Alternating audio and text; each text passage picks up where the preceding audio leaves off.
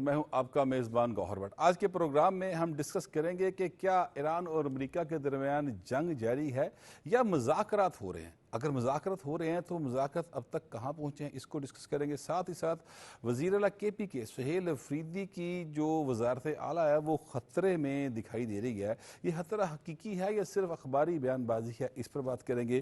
لیکن ان دونوں موضوعات پر بات کرنے سے پہلے ہم ڈسکس کریں گے پانی کا مسئلہ، جو بڑا ہی شدید ہوتا دکھائی دے رہا ہے۔ ایسی رپورٹس آ رہی ہیں جس میں کہا جا رہا ہے کہ پاکستان کے اندر پانی کی شدید قلت ہوتی چلی جا رہی ہے۔ ان ساری شب بات کرنے کے لیے ہمارے ساتھ لاہور اسٹوڈیو میں موجود ہیں جناب نوشاد علی صاحب، جناب امداد سمرو صاحب اور جناب خالد کیوم چودھری صاحب، تینوں بڑے سینئر صحافی اور تجزیہ نگار ہیں۔ جناب امداد سمرو صاحب، سب سے پہلے بات کریں گے پاکستان میں جو پانی کا بحران بتایا جا رہا ہے کہ بڑی قلت ہوتی چلی جا رہی ہے اور اس کی وجہ موسمیاتی تبدیلیاں ہیں بتائی جاتی، اور بتایا جاتا ہے کہ جناب آلودگی ہے جس نے اس بحران کو جنم دیا ہے۔ کیا آپ سمجھتے ہیں یہ اصل معاملہ کیا ہے؟ بہت شکریہ بٹ صاحب۔ اوورال تو کلائمیٹ چینج ہے جس کی وجہ سے جس میں پاکستان کی کنٹریبیوشن نہ ہونے کے برابر ہے، لیکن آپ نے دیکھا کہ 2022 میں ہمارے پاس شدید ترین بارشیں ہوئیں اور پورا پاکستان، آدھا پاکستان ڈوب گیا تھا۔ کلائمیٹ چینج کی وجہ، اور پھر خشک سالی آ جاتی ہے، کلائمیٹ چینج کی وجہ سے گلیشیئرز پگھلتے ہیں اور وہ ایسے وقت میں پگھلتے ہیں جب ہمیں شاید اس وقت پانی کی ضرورت نہیں ہوتی، یعنی ایب نارمل قسم کی صورتحال ہے۔ اب ہمیں دو طرح کے چیلنجز کا سامنا ہے۔ جو سب سے بڑا چیلنج ہے وہ تو انڈیا کی طرف سے ہے۔ آپ نے دیکھا گزشتہ برس جب 22 اپریل کو پہلگام جو سو کالڈ حملے تھے یا جو بھی تھا، اس کے بعد اگلے ہی دن نریندر مودی نے ایک میٹنگ بلائی اور اس میں انہوں نے سنتاس معاہدے کو معطل کر دیا 23 اپریل کو۔ یعنی وہ بہانہ تھا ایک، لیکن ان کا اصل ٹارگٹ تھا جو پاکستان کے حصے میں آنے والے دریا ہیں، دریائے سندھ، جہلم اور چناب، ان کے اوپر بڑے بڑے منصوبے بنانا۔ پہلے بھی منصوبے بناتے رہے لیکن سنتاس معاہدے کے تحت وہ پابند تھے پاکستان کا جو انڈس واٹر کمیشن ہے اس کو وزٹ کرانے کے۔ انہوں نے یہ چال چلی کہ معطل کر دیتے معاہدے کو تاکہ ہم کوئی بھی منصوبہ بنائیں تو ہم تو کیونکہ معاہدے کے میں ہے ہی نہیں، یونیلیٹرلی اس کو نہیں کیا جا سکتا تھا، لیکن بہرحال اس کے خلاف اب عالمی عدالتوں نے فیصلے بھی دیے ہیں کہ انڈیا یک طرفہ نہیں کر سکتا، تو وہ وہاں پر بڑے بڑے منصوبے بنا رہے ہیں اس وقت۔ ایک ہمیں چیلنج وہاں سے ہے، دوسرا کلائمیٹ چینج کا چیلنج، اور تیسرا جو بٹ صاحب ہمیں انٹرنل چیلنج ہے نا جس سے ہمیں نمٹنا چاہیے، وہ یہ ہے کہ ہمیں غیر متنازع ڈیمز جو ہیں ان کے اوپر جنگی بنیادوں پر کام کرنا چاہیے، چاہے وہ چھوٹے ڈیمز ہو چاہے بڑے ڈیمز ہو۔ یہ تو ہو گیا کہ ہم اپنا پانی اسٹوریج کرنی چاہیے، اسٹوریج کی کیپیسٹی بڑا ہے، ہمارے پاس 30 دن کی ہے تو ہمیں اس کو 120 دن تک لے کر جانا چاہیے۔ لیکن اس کے ساتھ ساتھ ایک اور ارینجمنٹ جو ہم کر کے پانی کی اس قلت سے بچ سکتے ہیں وہ یہ ہے کہ جدید اریگیشن سسٹم جو ہے نا، یا جدید جو زراعت کا جو نظام جو دنیا نے اڈاپٹ کیا ہوا ہے، ہمیں اس طرف جانا ہوگا۔ سب سے پہلے ہمیں کینال لائننگ کرنی ہوگی میکسیمم، اس کے بعد ڈرپ اریگیشن پہ جانا ہوگا، اس کے علاوہ ہمیں جو اسپرنکلر اریگیشن ہے اس کی طرف جانا ہوگا، اور ہمیں ایسے بیج جو ہیں وہ متعارف کرانے ہوں گے جو کم پانی پر زیادہ پیداوار دیتے ہیں، اور دنیا یہ کر رہی ہے، تو ہمیں اس طرف ایک تو کرنا ہوگا۔ دوسری چیز جو ہمیں آپ بھی وٹنس کرتے ہیں، میں بھی کرتا ہوں، وہ یہ ہے کہ ہمارے لوگوں کو پانی کی شاید افادیت کا، اہمیت کا احساس نہیں ہے۔ ہم دیکھ رہے ہوتے ہیں سروسز اسٹیشنز کے اوپر پانی، میٹھا پانی بے تحاشا استعمال ہو رہا ہوتا ہے، گھروں کے فرش دھوئے جاتے ہیں، گلیاں دھوئی جاتی ہیں، اس کے اوپر بھی کنٹرول کرنا ہوگا۔ گاڑیاں دھوئی جاتی ہیں، سڑک کے اوپر گاڑیاں دھوئی جاتی ہیں۔ یہ جو شادمان میں ہم ایک جگہ پہ جاتے ہیں وہاں پہ بالکل ساتھ والا جو گھر ہے وہ روزانہ وہاں پہ گاڑی دھوتے ہیں، مطلب ہر گلی محلے میں لوگ گاڑیاں دھونا کیا، روزانہ جو میٹھے پانی سے فرش دھوئے جاتے ہیں، اس کو ہمیں جو ہے وہ ڈسکریج کرنا چاہیے حکومتوں کو۔ پابندیاں ہیں لیکن پابندی جو ہے اس کے اوپر جو ہے عمل درآمد ضروری ہے۔ وہ پابندیاں ہیں، قانون بنے ہوئے لیکن عمل درآمد نہیں ہوتا۔ اچھا، ایک اور چیز جو لاہور میں تو اس پر کام ہوا ہے لیکن اس کو ہمیں زیادہ وسیع کرنا ہوگا۔ پرانے زمانے میں آپ پرانے لاہوری ہیں، مجھے تو 26 سال ہوئے ہیں، لیکن یہاں ڈونگی گراؤنڈز ہوا کرتے تھے۔ اب ان کی افادیت کیا تھی؟ وہ پانی ضائع نہیں ہوتا تھا، وہ پانی جو ہے وہ آ کر وہاں جمع ہوتا تھا اور جو ہے نا واٹر ٹیبل جو ہے وہ بہتر ہوتی تھی، ہاں ریچارج ہوتا تھا۔ ہمیں برساتی کنویں بنانے ہوں گے، میکسیمم بنانے ہوں گے۔ لاہور میں بنے ہیں 2-3، ہاں زیادہ بنانے ہوں گے نا۔ تو ہم دیکھیں نا جتنا پانی لاہور میں جتنی بارشیں ہوتی ہیں، ابھی کل پرسوں جو بارش ہوئی ہے، اب وہ زیادہ تر پانی ضائع ہو جاتا ہے۔ اس کو اگر ہم مینیج کریں، مینٹین کریں تو ہمیں جو یہ جو اپنا صورتحال کا سامنا آگے جا کے کرنا پڑ سکتا ہے، ابھی بھی کر رہے ہیں ہم۔ ہر تیسرے چوتھے دن کے بعد چوتھے سال کے بعد ہمارے پاس شدید قلت ہو جاتی ہے پانی کی۔ تو یہ کئی اقدامات کرنے ہوں گے، سوائے صرف یہ نہیں ہے کہ ہمیں صرف ڈیمز بنانے ہوں گے، لیکن ہمیں اس کی انٹرنل مینجمنٹ جو اریگیشن کی وہ اس پر کرنی ہوگی کہ کم از کم پانی کے اوپر ہم زیادہ سے زیادہ پیداوار، اور گھریلو استعمال کا جو بے تحاشا پانی ہے، مطلب لوگوں کو نہیں اہمیت کا اندازہ نا، لاہور والے کراچی والوں سے جا کر پوچھے کہ پانی کی صورتحال، یا ایون جن علاقوں میں پانی ہوتا ہے، ایون حیدرآباد وہاں پانی ہوتا ہے، وہاں پانی ضائع کیا جاتا ہے، لیکن کراچی والے ٹینکر کا پانی پیتے ہیں، یا ریگستان کے لوگوں سے پوچھیں کہ پانی کی کیا اہمیت ہے۔ تو یہ بھی ہوتا ہے کہ لوگ جناب انہوں نے شیو شوو کرنی ہوتی ہے تو نلکا کھلا ہوتا ہے، برش کرنا ہوتا ہے۔ تو کئی طرح کے اقدامات ہمیں کرنے ہوں گے، ڈیمز بنانے ہوں گے، مینجمنٹ کرنی ہوگی، اور ہمیں پھر کلائمیٹ چینج کو مد نظر رکھتے ہوئے اپنا جو زرعی نظام ہے اس کو ری ڈیزائن کرنا ہوگا۔ وہ ابھی ری ڈیزائن ہم نے نہیں کیا۔ نہیں، میرا خیال ہم تو شاید پرانے ڈیزائن کی طرف ہی اور فلڈ ایریگیشن پہ چل رہے ہوتے، جی پانی چل رہا ہے، واٹر کورس چل رہا ہے، کھالا چل رہا ہے، اس کے اندر تو یہ اس کو میکسیمم جو ہے نا وہ اس پہ لے کر جانا ہوگا، جدید جو نظام ہے اس کے اوپر۔ لیکن سب سے پہلا کام جو ہے، اگر ہم ڈیمز بناتے ہیں تو ساتھ ساتھ ہمیں کینال لائننگز بھی کرنی ہوگی، کینال لائننگ بھی کرنی ہوگی، اور کسان کو میکسیمم شعور دینا ہوگا کہ پانی بچائے۔ کسان کے ساتھ ساتھ ڈومیسٹک یوزر جو ہے، ڈومیسٹک یوزر جو میرا خیال شاید کسان سے زیادہ پانی استعمال کر لیتا ہے، جو میں لاہور کے اندر دیکھتا ہوں وہ اس طرح کی صورتحال ہے۔ شاہ صاحب یہ بتائیے، اب فیصلہ بھی آ گیا دنیا بھر نے کہا کہ انڈیا جو ہے وہ یک طرفہ طور پہ ڈیمز اس طرح سے نہیں بنا سکتا، وہ نہیں مان رہا، اب کیا کیا جائے؟ دیکھیے، ابھی تو پاکستان پہلے تو الٹیمیٹلی کوشش کرے گا کہ جو بھی سفارتی جتنے بھی پلیٹ فارمز ہیں یا دنیا اس کو پریشرائز کرنے کی کوشش کرے گی۔ یقیناً کیونکہ ہم سب جانتے ہیں کہ اس وقت وہاں پر ایک ہندوتوا اور ایک جو ایکسٹریمسٹ قسم کی حکومت موجود ہے، ان کے اپنے ڈیزائنز ہیں، اور وہ ڈیزائنز جو ہیں وہ اس کے اوپر عمل درآمد کرنے کی کوشش کرتے ہیں۔ لیکن معاملہ یہ ہے کہ اگرچہ کہ پاکستان نے بڑے واضح کر رکھا ہے، مطلب یہ طے کر دیا گیا ہے، انٹرنیشنلی بھی بتا دیا گیا ہے کہ یہ جو ہے نا یہ ہماری بھی یہ پاکستان کی ریڈ لائن ہے۔ اگر وہ باز نہیں آئے گا تو پاکستان کے پاس پھر کوئی چارہ نہیں بچے گا۔ ہمیشہ سے ایسا ہی ہوا، تو ایسا ہی ہے۔ پاکستان نے کبھی پہل نہیں کی کسی معاملے کے اندر، عموماً رد عمل، ایون کہ ایٹم بم بھی اگر بنایا تھا تو وہ ڈیٹرنٹ کے طور پہ بنایا گیا، رد عمل میں بنایا گیا، کیونکہ ہمارے پاس اس کے علاوہ اور کوئی چوائس نہیں ہے۔ وہ ہمارا ازلی دشمن ہے، اور وہ ثابت کرتا ہے کہ وہ ازلی دشمن ہے کیونکہ وہ پاکستان کو قبول نہیں کرتا۔ اب یہ جو پلان ہے اس کا بیسکلی، ابھی جس طرح امداد سبرو صاحب نے کہا کہ بیسکلی یہ ڈیم بنانے کا مقصد شاید اس کے اپنے لیے پانی کا استعمال جو ہے وہ اس کی نظر یہ نہیں ہے کہ، یا اس کا آئیڈیا یہ نہیں ہے کہ میں اپنے لیے پانی بچا رہا ہوں یا میں اپنے اس کو لیے، اس کی کوشش اور خواہش یہ ہے کہ وہ پاکستان کا جو ایگریکلچر کا سسٹم ہے، پاکستان کا، کیونکہ پاکستان ایگریکلچر کنٹری ہے، اس کو جو ہے نا وہ خراب کرے، اس کو پرابلم میں لائے۔ ہماری معیشت جو ہے وہ اس سے جڑی ہوئی ہے ایگریکلچر سے، اور ان چیزوں کو سمجھتے ہوئے وہ یہ سارا کچھ کرتا ہے۔ اب ہمارے پاس یقیناً ہمیں صرف جو انٹرنیشنل کورٹ نہیں ہے، بلکہ ہمیں یو این کے اندر بھی جانا چاہیے، ہمیں ادروائز جو سفارتی پلیٹ فارم ہیں وہاں پر ہر طرح کے سفارتی پلیٹ فارم کو پہلے استعمال کرنا چاہیے۔ یہی ایک راستہ ہے جس پر ہم چلیں گے،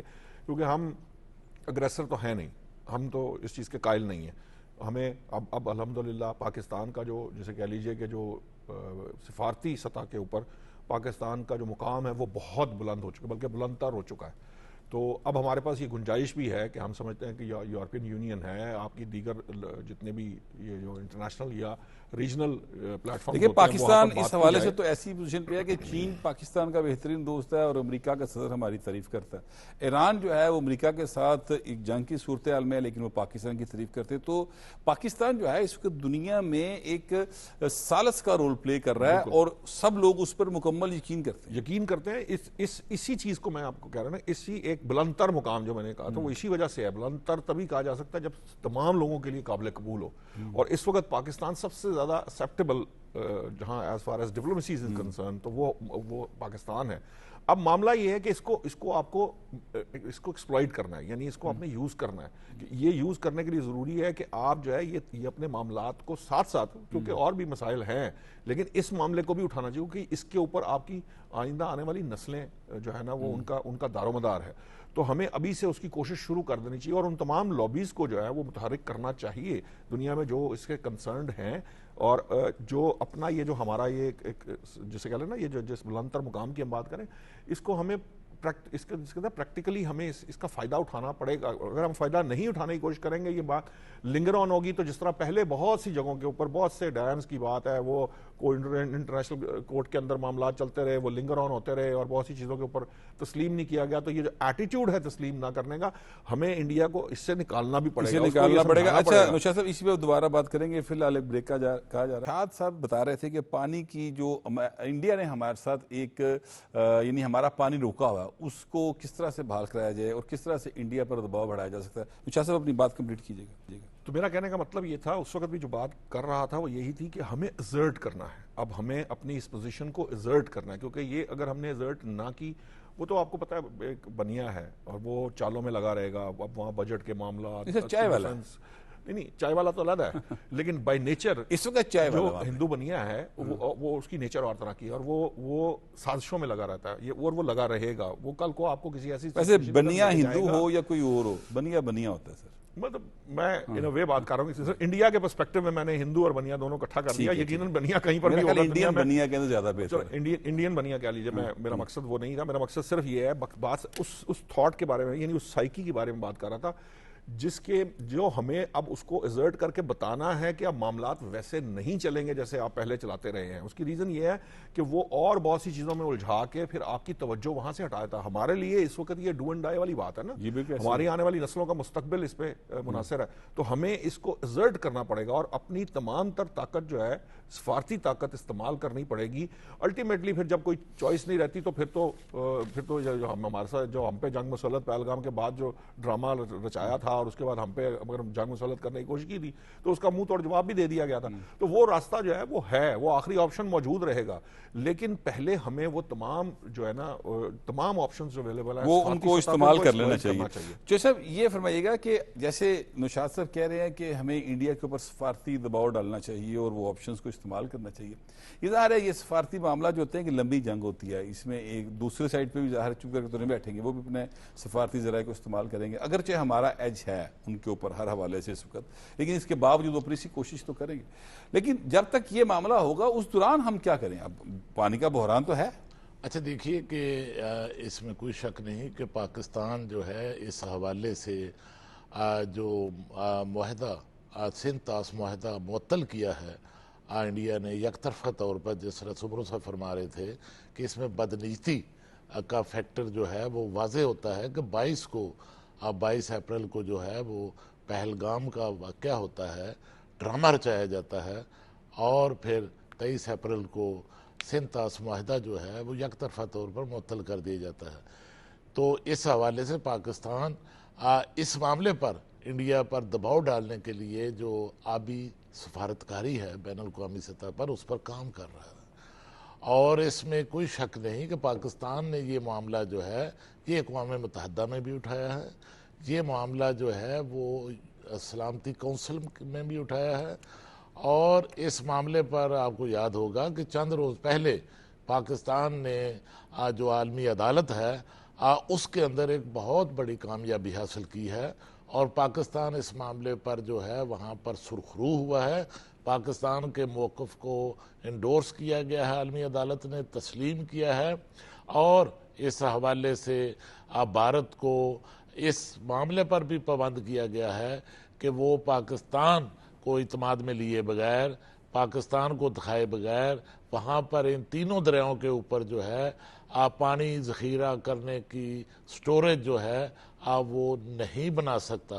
تو اس طرح جس طرح واٹسپ پاکستان کی ساکھ جو ہے ایک تو مارکا حق سے, اور پھر پاکستان جو اس وقت پوری دنیا کے اندر جو ہے وہ جنگ بندی کے لیے پوری دنیا کی معیشت کو بچانے کے لیے ایک ثالث کا کردار ادا کر رہا ہے, اس سے پاکستان کی بین الاقوامی سطح پر دنیا کے طاقتور دارالخلافوں کے اندر جو پاکستان کی عزت بڑی ہے, جو پاکستان کی ساکھ بڑی ہے, میں سمجھتا ہوں کہ اس سے آنے والے وقت میں پاکستان اپنی اس بہتر ساکھ کی بنیاد پر, پاکستان اپنی بہتر اور زیادہ سپورٹ کی بنیاد پر جو ہے وہ انڈیا پر دباؤ بڑھا سکتا ہے. اچھا اب ذرا تھوڑا سا نوشاد صاحب اس طرف آتے ہیں کہ یہ چل کیا رہا ہے سر ایران اور امریکہ کے درمیان؟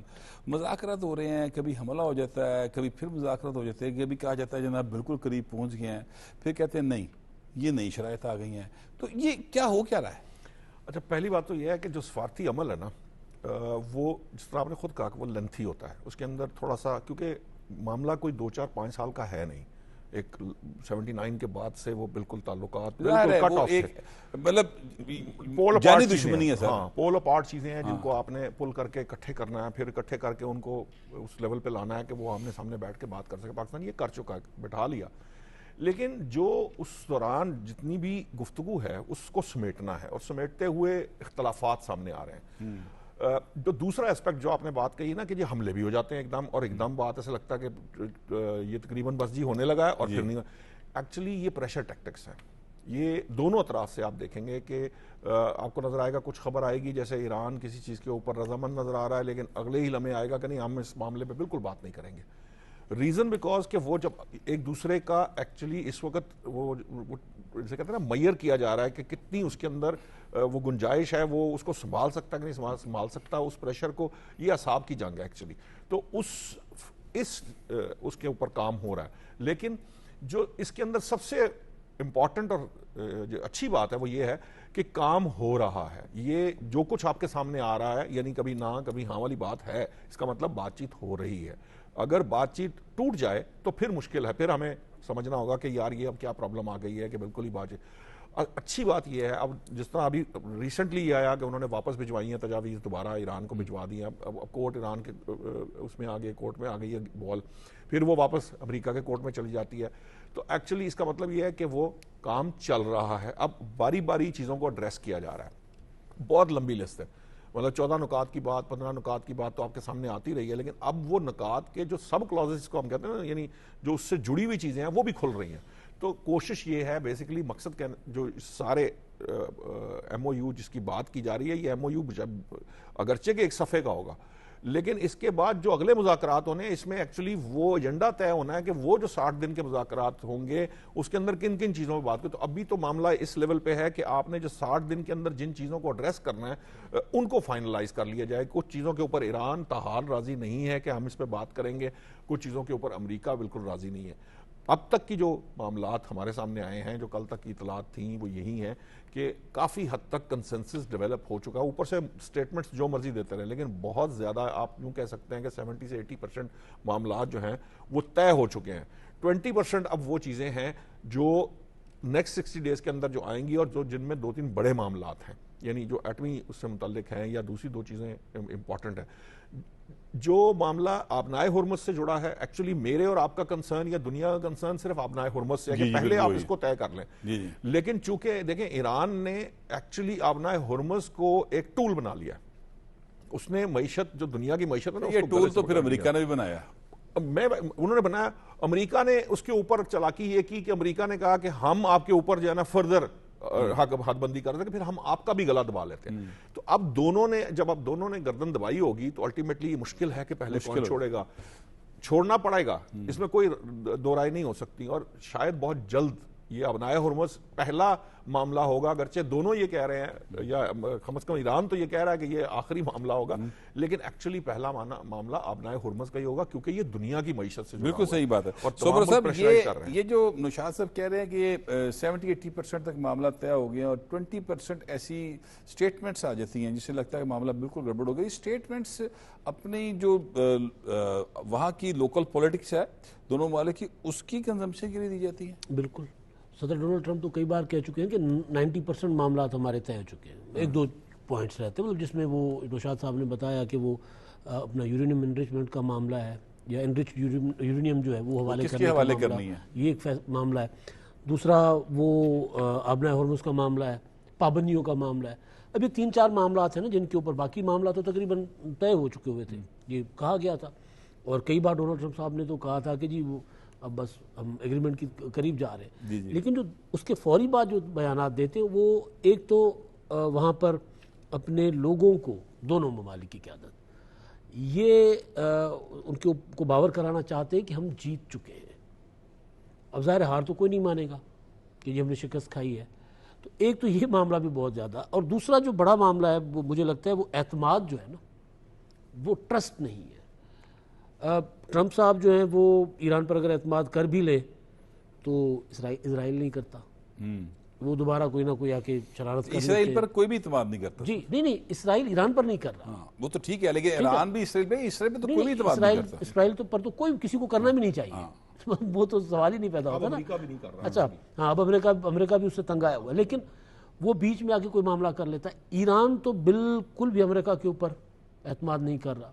Recently field marshal Asif Munir صاحب گئے تھے، اس سے پہلے محسن نقوی صاحب 3 دن وہاں تھے، اس سے پہلے بھی 3 دن فیلڈ مارشل آصف منیر صاحب وہاں پر موجود تھے. تو وہاں پر جو سب سے بڑی چیز یہ ہے کہ وہ جو معاہدہ ہوگا اس کی گارنٹی کون لے گا. ایران کو تو یہ ہے کہ انہوں نے ہمیں اگر ہم نہتے ہو جاتے ہیں، ہم اپنا ہارمز بھی کھول لیتے ہیں، یہ کر لے دوبارہ ہمارے اوپر حملے کریں گے. اور ٹرمپ نے اور اسرائیل نے کیا یہ ہے، جو جون میں جنگ ہوئی تھی گزشتہ برس، وہ کیا تھا، مذاکرات ہو رہے تھے اور یہ خبریں آ رہی تھی کہ جی معاہدے کے قریب پہنچ گئے، حملہ ہو گیا. پھر اسرائیل نے کیا، پھر بعد میں امریکہ آ گیا. اب بھی مذاکرات ہو رہے تھے، حملہ ہو گیا. اب خبریں چل رہی تھیں یہ جو بھی سیز فائر کے دوران بھی کہ معاملات طے ہو گئے، پھر 1-2 حملے ہو گئے، چھوٹے ہوئے لیکن وہ حملے ہوئے. تو اصل بات ہے اعتماد کا فقدان. اب اس میں پاکستان تو اپنا کردار ادا کر ہی رہا ہے. چین یا روس یہ بھی کوشش یہ کر رہے ہیں کہ یار کسی پاس معاملہ کسی طرف جائے. اب گارنٹیئر کون ہوگا؟ اعتماد ایک دوسرے کے اوپر نہیں، کیونکہ ایران کی جو جنگ ہے، ایران کا جو اعتماد ہے وہ سب سے بڑا ایک ایشو بنا ہوا ہے. اس میں آخری بات جو ایران بار بار ان کے جو 14 پوائنٹس ان میں یہ ہے کہ بھئی یہ گارنٹی کرنا ہوگی کہ ہم جو معاہدہ کریں گے اس کے بعد ہمارے اوپر کوئی حملہ نہیں کرے گا. ہاں اس کے بعد وہ مسلسل اس پر اس کی پاسداری کی جائے گی. اچھا چوہے صاحب یہ اب آتے ہیں ذرا لوکل پولیٹکس کی طرف، اور آپ جانتے ہیں کہ کے پی کے اندر اس وقت جو صورتحال ہے وہ کچھ یوں ہے کہ پارلیمانی پارٹی کا اجلاس بلایا سہیل افریدی صاحب نے. پہلے یہ سی خبریں آ رہی تھی کہ جناب وہاں پر کچھ تحفظات پائے جاتے ہیں کے پی کے جو تحریک انصاف سے تعلق رکھنے والے جو وہاں پر پارلیمنٹیرینز ہیں ان کے درمیان، یعنی جو سہیل افریدی کی پارٹی ان کے درمیان. پھر وہ خبریں 2-4 دن چلتی رہیں. سہیل افریدی صاحب نے پھر کل ایک اجلاس بلایا پارلیمانی پارٹی کا، اور اس میں سے کچھ 35 کے قریب ارکان اسمبلی نہیں آئے، جن میں سابق وزیر اعلیٰ علی امین گنڈاپور بھی شامل ہیں. اس سے یہ باتیں نکلنا شروع ہوئی ہیں کہ جناب سہیل افریدی صاحب کا جو تخت ہے وہ خطرے میں آ گیا ہے. تو آپ کے خیال میں ایسا ہے؟ بالکل درست آپ نے فرمایا، کیونکہ اس وقت جو پارلیمانی پارٹی کا اجلاس وزیر اعلیٰ کے پی کے نے بلایا تھا، اور اس اجلاس کی تیاری بھی بھرپور طریقے سے کی گئی، اور یہ جو ارکان اسمبلی شریک نہیں ہوئے پارلیمانی پارٹی کے اجلاس میں، ان کے بارے میں اطلاعات آ رہی تھی کہ 30 سے 35 لوگ جو ہیں ارکان اسمبلی جو ہیں وہ سہیل افریدی سے وزیر اعلیٰ سے ناراض ہیں، اور وہ اس اجلاس میں شریک نہیں ہوں گے. اور ان ارکان نے اپنا ایک گروپ جو ہے ناراض ارکان نے وہ بھی تشکیل دے دیا ہے، اور اس پر پھر وزیر اعلیٰ ہاؤس سے جو ہے ان ناراض ارکان سے بھرپور رابطے بھی کیے گئے، منتیں بھی کی گئیں، کوششیں بھی کی گئیں، دھمکیاں بھی دی گئیں. آپ نے دیکھا کہ کس طرح ان کو ڈرانے دھمکانے کی کوشش بھی کی گئی. لیکن اس کے باوجود وہ جو ناراض ارکان ہیں وہ وزیر اعلیٰ کے پی کی پارلیمانی پارٹی کے بلائے گئے اجلاس میں شریک نہیں ہوئے. اس سے جو پارٹی کے اندر ایک انتشار ہے، جو پارٹی کے اندر ایک تقسیم ہے، اور خاص طور پر کے پی کے اندر جہاں پر ان کی ایک واضح اکثریت تھی، وہ واضح اکثریت جو ہے وہ اب خطرے میں پڑتی ہوئی نظر آ رہی ہے. اور خطرات جو ہیں وہاں پر منڈلانا شروع ہو چکے ہیں، کیونکہ پارٹی کے اندر سے کوئی باہر سے جو اپوزیشن کی جماعتیں ہیں ان کی طرف سے کوئی پریشر یا دباؤ نہیں آیا. یہ جو دباؤ آیا ہے، یہ جو پریشر آیا ہے، یہ جو تقسیم آئی ہے اور بغاوت ہوئی ہے، یہ پارٹی کے اندر سے ہوئی ہے. اور اس حوالے سے جو ہے وہاں پر جو اطلاعات آ رہی ہیں ان کے مطابق سہیل افریدی کی حکومت جو ہے اس کو شدید خطرات جو ہیں وہ لاحق ہو چکے ہیں. یہ بڑی اہم بات کی ہے سبرو صاحب چوہے صاحب نے کہ اپوزیشن کی جانب سے تو کوئی وہاں پہ حرکت دیکھنے کو نظر نہیں آ رہی. یعنی ایسا نہیں ہے کہ کسی جے یو ایف نے اجلاس بلایا، مسلم لیگ نون نے بلایا ہو، پیپلز پارٹی نے بلایا ہو، یا گورنر نے کسی اجلاس کی صدارت کی ہو. ایسا کچھ نہیں ہو رہا. یہ تو ساری توڑ پھوڑ ان کی اپنے اندر سے ہو رہی ہے. تو جب اپوزیشن آرام سے بیٹھی ہوئی ہے تو یہ توڑ پھوڑ کا کیا فائدہ ہوگا؟ وہ تو کوئی طریقے عدم اعتماد کا سین تو بن نہیں رہا. دیکھیں کیونکہ یہ 35 لوگ مل کر طریقے عدم اعتماد نہیں لا سکتے. ان کے لیے ان کو اپوزیشن کی حمایت چاہیے. اپوزیشن کو جو درکار نمبر تھا نا وہ تو مل گیا. تحریک انصاف کو کبھی بھی باہر کے دشمن سے خطرہ نہیں رہا، چاہے ان کے بانی جو ہیں وہ خود باہر تھے، انٹرا پارٹی الیکشن سے شروع ہو جائیں آپ، ٹھیک، یا اس کے بعد جو چن چن کے انہوں نے اپنے جتنے بھی محسنین تھے ان کو نشانہ بنایا، کسی کے اوپر نیب کے مقدمات، کسی کو کہیں بھیج دیا، کسی کے ساتھ کچھ کیا، یا عثمان بزدار جیسی شخص کو پنجاب کے وزیر اعلیٰ بنا لینا. لوگ ان سے سوال کرتے ہیں کہ یار حکومت کدھر ہے؟ وہاں پر حکومت نام کی چیز ہی نہیں ہے. ان کا نعرہ ایک ہے کہ ترقی کیا ہمیں نہیں چاہیے، ہمیں تعلیم صحت نہیں چاہیے، ہم نے اس پر کام ہی نہیں کرنا، یعنی حکومت کا، ہم نے صرف ایک قیدی کو رہا کروانا ہے، ہمارا مینڈیٹ یہ ہے. تو پھر ایک 4-4.5 کروڑ لوگوں کا صوبہ ہے اور وہاں پہ 92 ارکان ان کے اپنے ہیں جو پی ٹی آئی سے منسلک ہیں. وہ تو حلقوں میں جاتے ہوں گے، بدامنی وہاں پر ہے. ڈیرہ غازی خان کا جو حشر انہوں نے کیا جب علی بن گنڈا پور صاحب خود وزیر اعلیٰ تھے، وہ خود بھی نہیں جا پاتے تھے وہاں پر، جو صورت حال انہوں نے پیدا کی ہے. تو مجھے لگتا ہے کہ یہ اور تنظیم کوئی نہیں ہے، آرگنائزیشن کوئی نہیں ہے، یعنی چیئرمین پارٹی کے بیٹھے ہیں لیکن کہتے نہیں فیصلے کا اختیار جو ہے وہ سہیل آفریدی کے پاس ہے، علی بن گنڈا پور کے پاس ہے، یا فیصلے کا اختیار جو محمود خان نجفی کے پاس ہے یا راجہ ناصر عباس صاحب کے پاس ہے. تو پارٹی ڈی مورلائز ہو گئی ہے، بلکہ پارٹی کا نام و نشان نہیں ہے، کوئی فورم نہیں ہے، کوئی بیٹھ کر اختلافات ختم کروانے والی شخصیت نہیں ہے جو بیٹھ کر کہے کہ یار آپس میں بیٹھیں اور معاملات حل کر لیں. کوئی ایسی شخصیت نہیں ہے. اب خبریں آ رہی ہیں کہ جی 50 ارکان جو ہے وہ منحرف ہو رہے ہیں. شفیع جان صاحب کا بیان آتا ہے کہ ہم ان کے اوپر دھرتی تنگ کر لیں گے، زمین تنگ کر لیں گے ان کے اوپر. مطلب یہ ڈان ہیں، گنڈے ہیں، بدماش ہیں، کیا ہے؟ ہم پولیٹیکل رویہ ہوتا ہے نا اپنے لوگوں کے ساتھ. جب تحریک عدم اعتماد ان کے خلاف پیش ہوئی تھی 2022 میں، تب بھی وجہ کیا بنی تھی؟ وجہ یہ بنی تھی کہ اندر سے ان کی بغاوت ہوئی تھی. یہ ایسے ہی پہلے 22 ارکان ان کے ٹوٹے تھے، اس کے بعد اتحادی ٹوٹے تھے. اپوزیشن تو اس وقت ظاہر ہے اس تیاری میں تھی کہ جیسے ہی ان کے اندر اختلافات ہوں گے. اب اپوزیشن تیاری میں نہیں ہے. اب دیکھیں، اب وہاں کوئی یہ چاہتا نہیں ہے، وہاں چاہتے ہیں کہ حکومت کرے، ان کو ٹائم دیا جا رہا ہے، ان کو ہر قسم کی سہولت فراہم کی جا رہی ہے. ایپیکس کمیٹی سے لے کے ہر قسم کی اجلاس میٹنگز میں ان کو بلایا جاتا ہے، بٹھایا جاتا ہے. ریسنٹلی گورنر کے پی کے فیصل کریم کنڈی پیپلز پارٹی کے ہیں نا، وہ اپوزیشن میں وہاں پہ. جب کے پی کے آٹے کا مسئلہ تھا، سوئی گیس کا مسئلہ تھا، تو انہوں نے کہا چلے مل بیٹھ کر وفاق سے بات کرتے، مسئلہ حل ہو گیا. ان کو تو ہر لیول پر فیسیلیٹیٹ کیا جا رہا ہے نا تاکہ گورننس دکھائیں.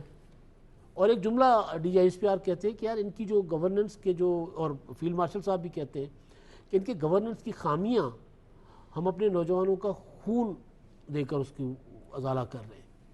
تو ان کو ہر موقع پہ کوشش صرف گورننس کی خامیاں نہیں، ملی بھگت بھی مجھے لگتی ہے شاید یہ بھی کسی جگہ پر موجود ہے. اچھا نوشاد صاحب یہ فرمائیے گا کہ علی بن گنڈا پور بھی اب کھل کے میدان میں آ گئے ہیں اور انہوں نے کہا کہ جو غداری کے سرٹیفکیٹ بانٹے جا رہے ہیں یہ غدار نہیں ہیں، یہ پارٹی کے ساتھ لائل لوگ ہیں. تو کون ہے جو اس طرح کے سرٹیفکیٹ بانٹ سکتا ہے؟ وہ بھی اب سامنے آ گئے. وہ آپ نے 2 ہفتے پہلے جب وہ کافی عرصے بعد منظر عام پہ آئے تھے تو وہ تھوڑا سا اس کا آئیڈیا ہو رہا تھا. انہوں نے اس وقت ہلکا سا انڈیکیٹ کر دیا تھا کیونکہ دیکھیے وہ وزیر اعلیٰ رہے ہیں اور یہ ابھی سمرو صاحب نے آپ کو کہا ہے میری اطلاعات کے مطابق 50 سے بھی زیادہ ارکان ہیں. ایکچولی جو 2-4-5 پیارے جب ہو جاتے ہیں نا کسی حکومت کے بیچ میں، وہ جو ایک گروپ بن جاتا ہے، اگر کوئی ایک گروہ رہ جائے نا 10-15 لوگوں کا، تو پھر وہ باقی لوگوں کو وہ انسان ہی نہیں سمجھ رہے. میں آپ کو بتاؤں وہاں بعض پارلیمنٹیرینز، میں پوری ذمہ داری سے آپ کو بات کہہ رہا ہوں، وہاں پہ بعض پارلیمنٹیرین ایسے ہیں جو یہ کہہ رہے ہیں کہ یار ہمیں تو انسان ہی نہیں سمجھا جا رہا. مطلب ایک بات ہوتی ہے کہ ہمیں کوئی آپ بطور پارلیمنٹیرین ہی ٹریٹ کر لی جائے، وہ بھی نہیں کیا جا رہا. تو وہ جو گریوینس سے بڑھ گیا. پرابلم کیا ہے؟ پرابلم یہ ہے دیکھیں کہ آپ ایک انتہائی جیسے کہہ لیجئے کہ نہ تجربہ کار اور جن کے پاس کوئی ایکسپیرینس نہ ہو، پھر یہ جو بات سمرو صاحب نے کی، نہ تنظیم ہے، نہ گائیڈنس ہے، نہ وہ کسی کے ساتھ بیٹھ کے بات کرنے کو تیار ہے، نہ وہ وفاق کے ساتھ چلنے کو تیار. ان کی زندگی کا ایک ہی نعرہ ہے، نعرہ، مقصد کوئی نہیں ہے. یہ مقصد یہ بھی نہیں ہے، یہ بھی بڑی کلیئرٹی کی ضرورت ہے. یہ نعرہ ہے، مقصد نہیں ہے. نعرہ اس لیے ہے کہ آج تک وہ عوام کو اس نعرے سے بیوقوف بنا رہے ہیں. مقصد یہ نہیں ہے. وہ مقصد یہی ہے کہ چیئرمین پی ٹی آئی اندر ہی رہے، ورنہ تو ان کی اپنی دکانیں جو ہیں وہ ختم ہو جائیں گی.